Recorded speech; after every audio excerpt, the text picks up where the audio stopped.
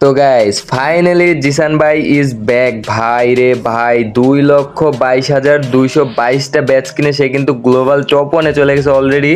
তো যারা যারা জিসান ভাইকে নিয়ে ট্রল করছিলা, তাকে নিয়ে অনেক রোস্ট ভিডিও বানাইছিলা, তো তোমরা কোথায় এখন ভাইয়ারা?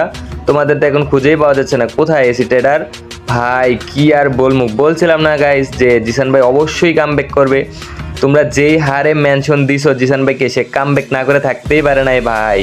চিন্তা করছো 2,22,222টা ব্যাচেস কিনে সে কিন্তু টপ ওয়ানে চলে আসছে ভাই।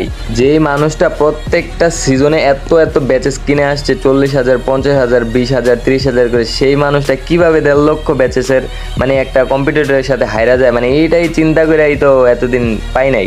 তো আমি বলছিলাম 100% গ্যারান্টি দিয়ে বলছিলাম যে জিসান ভাই অবশ্যই ব্যাক করবে। তো দেখছো আমার কথা কাজে কিন্তু মিলে গেছে। আমি গত ভিডিওতে বলছিলাম জাস্ট রাতটা অপেক্ষা করো, সকালেই দেখবা ধামাকা। তো জিসান ভাই কিন্তু অলরেডি 2,22,222টা ব্যাচেস কিনে 1 নম্বরে চলে আসছে ভাই। এটা ভাবতেই কেমন লাগতেছে ভাই। চিন্তা করছো এতগুলা ব্যাচ কই ছিল এসি ট্রেডার, মানে এসি ট্রেডার নাকি 1.5 লক্ষ ব্যাচেস কিনে একটা ওয়ার্ল্ড রেকর্ড করছিল। তো এটা কি আজকে যেটা জিসান ভাই করলো, তাহলে এটা কি? এটা ওয়ার্ল্ড রেকর্ডের থেকেও বড়। মানে কি আর বলবো, আজ পর্যন্ত ফ্রি ফায়ারে এত এত ব্যাচেস কেউ কিনে নাই এখন পর্যন্ত।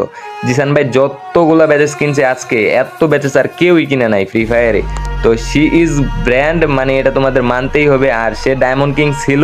আর জিসান ভাই যতদিন ফ্রি ফায়ারে আসে, অন্ততপক্ষে ততদিন তার সাথে কেউ টক্কর নেওয়ার মতো কেউ আসতে পারবে না, এটা আমার বিশ্বাস। আর জিসান ভাই কিন্তু কথায় কাজে মিল রেখেছে। সে কিন্তু বলছিল যে যে যতই ব্যাচেস কিনুক না কেন, তার থেকে 10,000 ব্যাচেস বেশি কিনবে।